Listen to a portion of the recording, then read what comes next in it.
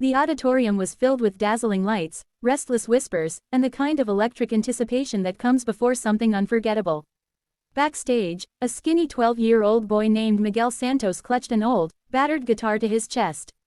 His shirt was slightly torn at the collar, his shoes scuffed from years of hand-me-down wear.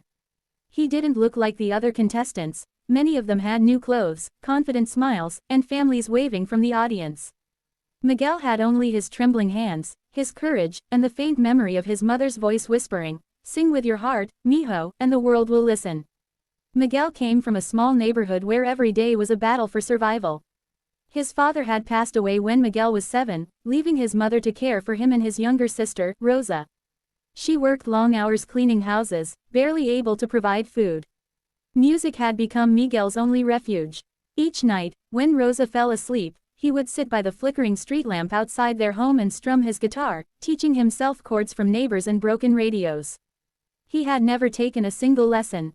Now, against all odds, Miguel was standing on the grand stage of America's biggest talent competition, the one millions watched every week. It wasn't luck that brought him here, it was a kind stranger. Months earlier, a street performer had heard Miguel singing on the corner for coins. Moved by the boy's raw voice, the man had uploaded a video online. It spread like wildfire. Before Miguel even understood what viral meant, producers were calling his mother, offering him a chance to audition. As Miguel stepped into the spotlight, the audience gasped. He looked too small, too fragile for the stage. The judges gave polite smiles, expecting little. One judge leaned forward and asked gently, "What are you going to sing for us today?" Miguel's voice was quiet but steady. "Hotel California, by the Eagles."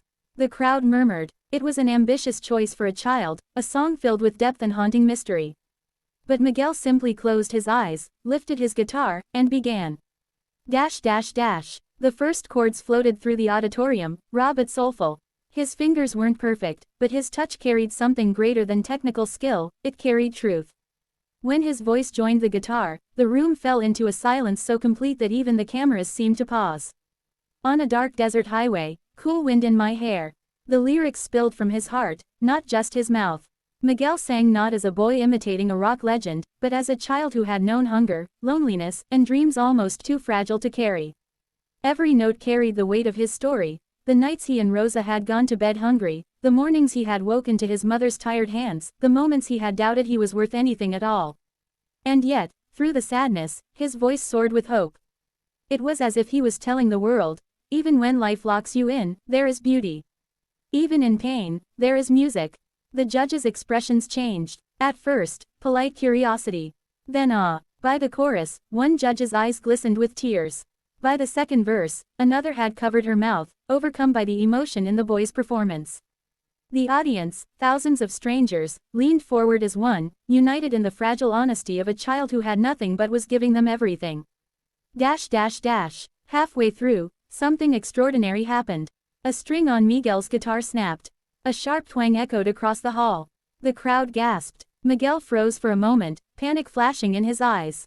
The judges exchanged sympathetic looks, ready to end the audition gently. But then Miguel did something unexpected. He lowered the guitar, took a shaky breath, and continued a cappella. His voice rose, unaccompanied, pure and trembling yet unbroken. "Welcome to the Hotel California." Every crack in his voice, every trembling breath, became part of the performance. The silence behind him only magnified his vulnerability, and with it, the power of his truth. The audience erupted, not in noise, but in silence deeper than before. It was the kind of silence where every heart was listening, where every soul was pulled into the moment. By the time Miguel reached the final line, his face was wet with tears he hadn't even realized were falling. The song ended. He bowed his head, ashamed of the broken guitar, expecting failure. Then the room exploded. Dash dash dash. The judges were on their feet. The audience roared, clapping, cheering, whistling. And then, it happened. One of the judges slammed their hand onto the golden buzzer. Confetti rained down from the ceiling, golden and sparkling, falling like blessings upon the stunned boy. Miguel looked up, confused. His lips parted in disbelief. He had seen the golden buzzer before on TV, it was the highest honor, sending a contestant straight to the live shows. But he had never imagined it could be him. The judge who pressed it was crying openly.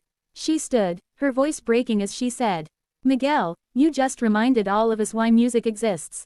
It's not about fame, not about money, not even about perfection. It's about the truth. And you, young man, sang the truth tonight. Miguel covered his face, overcome, as the other judges rushed to hug him. The audience chanted his name. For a boy who had been invisible his whole life, the moment was like stepping into the sun for the first time.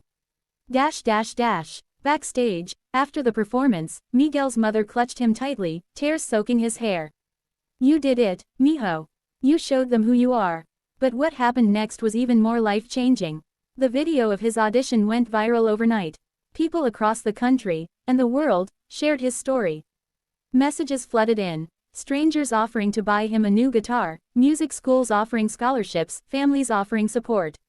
For the first time, Miguel and Rosa went to bed with hope instead of hunger. Yet the most touching part was not what Miguel received, but what he gave. His courage and vulnerability sparked something in people.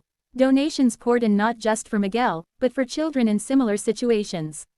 Entire communities were inspired to support young artists, to believe in the forgotten, to listen to the unheard.